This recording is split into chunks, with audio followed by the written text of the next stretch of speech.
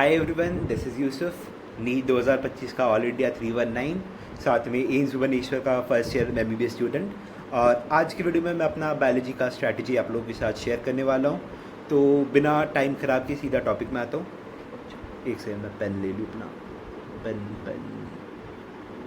हाँ हाँ। तो सबसे ज़्यादा इम्पोर्टेंट यहाँ पे भी है, लेक्चर्स देखना है।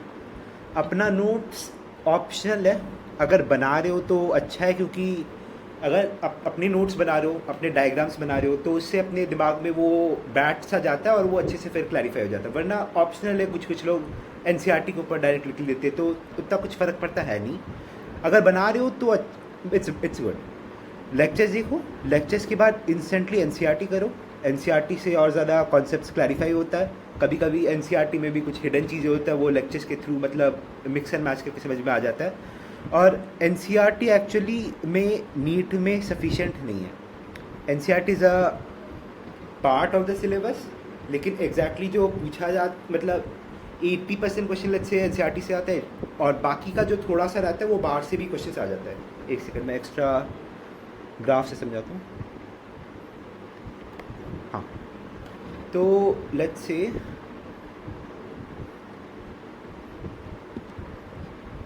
ये जो गोला है, इसके अंदर से नीट के क्वेश्चन आने हैं। अब NCERT इसका एक छोटा सा से थोड़ा सा बड़ा सही है, इतना पार्ट है NCERT। अब NCERT है, इसके बाहर ये सब है। तो ये अगर तुम बोलोगे कि बाहर का भी है तो क्या कोई रेफरेंस बुक या फिर मॉड्यूल वगैरह लगा लूँ, तो मॉड्यूल में रहता है बहुत सारा इन्फो। जैसे लेट्स से ये है तुम्हारा मॉड्यूल, इतना ज़्यादा। अब इतना ज़्यादा इन्फो का थोड़ा सा भी ज़रूरत होता नहीं है। ज़्यादा इन्फो से बस at the end of the तुम भूल जाओगे। एग्ज़ाम डे में इतना अगर पढ़ के जाओगे, दिमाग से निकल जाने वाला है। तो हम लोगों को करना कितना है,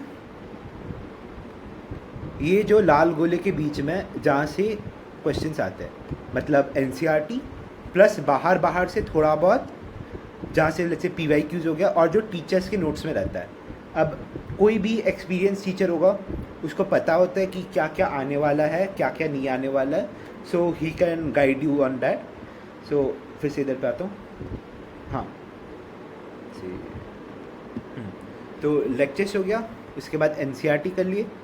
NCERT के बाद PYQs कर लो, क्योंकि कभी कभी अगर तुम पिछले 10-15 साल के PYQs देखोगे, कुछ PYQs NCERT के भी बाहर होते हैं, कुछ PYQs टीचर के नोट्स के भी बाहर होते हैं। वो एक आध कुछ होता है, वो इसको ध्यान में रखना है।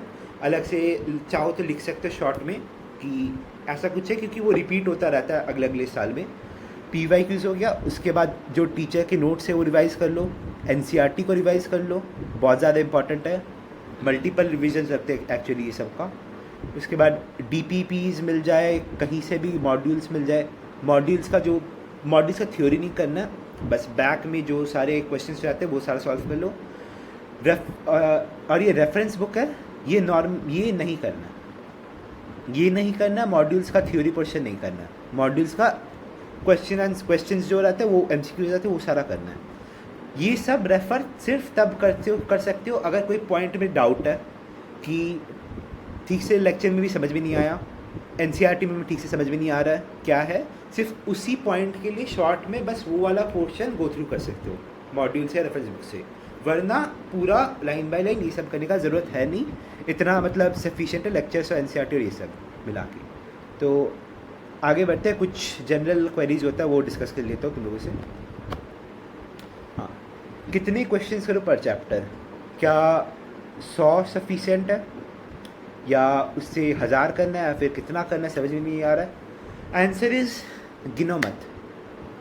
तुम कितने क्वेश्चंस कर रहे हो गिनो मत, बस करते रहो। जब जितना मिलता रहे करते रहो। मेक श्योर कि तुम्हारे सारे PYQs कंप्लीट है, और मेन जो DPPs है तो वो सारा कंप्लीट है। बाकी इधर उधर से मॉड्यूल्स वगैरह हो गया, कोई दूसरे कोचिंग का मॉड्यूल हो गया, या फिर कोई और रेफरेंस किताब में पीछे से क्वेश्चंस हो गया। जितना मिलता जा रहा है करते रहो। डोंट थिंक कि कितना करना है, कोई टाइम लिमिट कोई लिमिट मत लगाओ। There is unlimited material market में अवेलेबल है, जितना हो सके करते रहो। और कभी कभी कुछ कुछ क्वेश्चंस होते हैं जो ना तो टीचर के नोट्स में, ना तो PYQ में प्रीवियस ईयर में, ना तो NCERT में, ना तो टीचर ने अपने कुछ प्रैक्टिस सेशन में वो सारे क्वेश्चंस को डिस्कस किया है, तो वो सारे क्वेश्चन सीधा स्किप कर दो। कभी कभी कुछ ये रेफरेंस बुक से वैसे वैसे क्वेश्चंस आ जाते हैं, वैसा उतना मतलब दिमाग लगाने का ज़रूरत नहीं, you can just skip that out. आगे आता हूँ। वन शॉट्स अगेन, अगर कुछ टॉपिक पहली बार पढ़ रहे हो देन वन शॉट्स मत देखो। वन शॉट्स अगेन सिर्फ रिकैप के लिए और ऑप्शनल भी है अगर तुम अपने मतलब खुद से रिवाइज कर पा रहे हो अपने नोट्स NCERT से, सो वो एनफ है। अगर देख रहे हो तो देख सकते हो 1.5x में या फिर 2x में, अगर जैसा ज़रूरत पड़े। अगर कोई कंसेप्चुअल चैप्टर है, जेनेटिक्स वगैरह, MBI वगैरह, वो सब के लिए ज़रूरत होता है वन शॉट्स देखना, तो वो सब के लिए चेक कर सकते हो। वो हर एक फैक्चुअल चैप्टर के लिए ज़रूरत है नहीं। शॉर्ट नोट्स वैसे अलग से बनाने का ज़रूरत है नहीं। अगर तुम्हारे पास डिटेल नोट्स है, तुम उससे जल्दी में रिवाइज़ कर सकते हो। तुम्हें पता है कहाँ पे क्या क्या पॉइंट मेरे को रिवाइज़ करना है, तब शॉर्ट नोट्स बनाने का ज़रूरत नहीं है।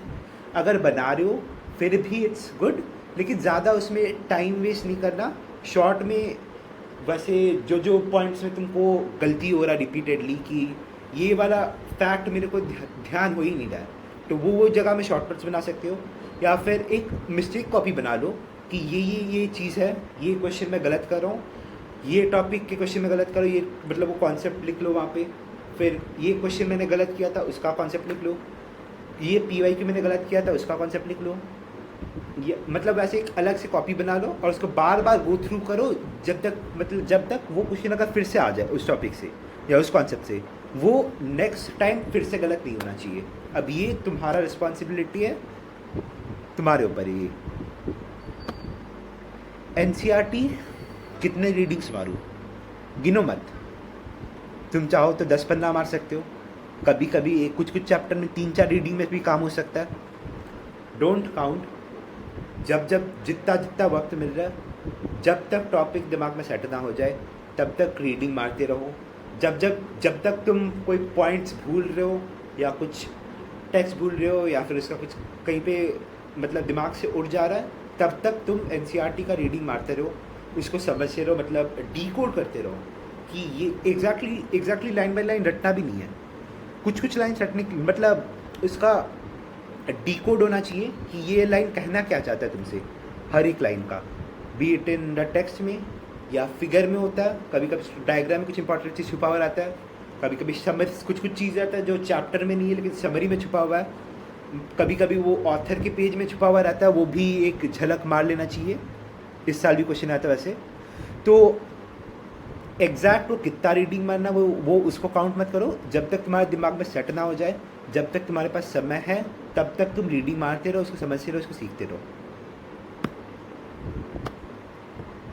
रेफरेंस बुक्स अगेन, कोई भी रेफरेंस बुक्स लेने का ज़रूरत नहीं है। मैं ये क्यों बोल रहा हूँ, मैंने 11-12 में पूरा सेल्फ स्टडी किया था, तब मेरे को ये सब के बारे में एकदम ही पता नहीं था। मैंने एक ISC का किताब आता सृजन बोल के, 11-12 में मैंने वो पूरा पढ़ लिया था। नीट के एग्ज़ाम के दिन, नीट 2024 का, मैं पूरा भूल गया क्या लिखा था, क्या कॉन्सेप्ट था। End of the day NEET 2024 के इजी जैसे पेपर में मेरा समथिंग 270 समथिंग स्कोर था। फिर वो बाद में पता चला कि रेफरेंस बुक पढ़ना ही नहीं होता, सिर्फ NCERT, टीचर के नोट्स, PYQs और ये भर के क्वेश्चंस लगाने होते हैं। तो मैंने ये गलती किया था, इसलिए मैंने तुम लोगों को पहले से बता दिया। तुम लोग ये गलती मत करना, बस जितना कहाँ है उतना करते जाओ और फिर भर के जहाँ से क्वेश्चंस मिलता रहे करते जाओ। वो टॉपिक विद टाइम क्लियर हो जाएगा। मेक श्योर कि एक बार जो मिस्टेक करो वो दोबारा ना हो तुमसे। दैट्स इट, आज के लिए इनफ है, बाय।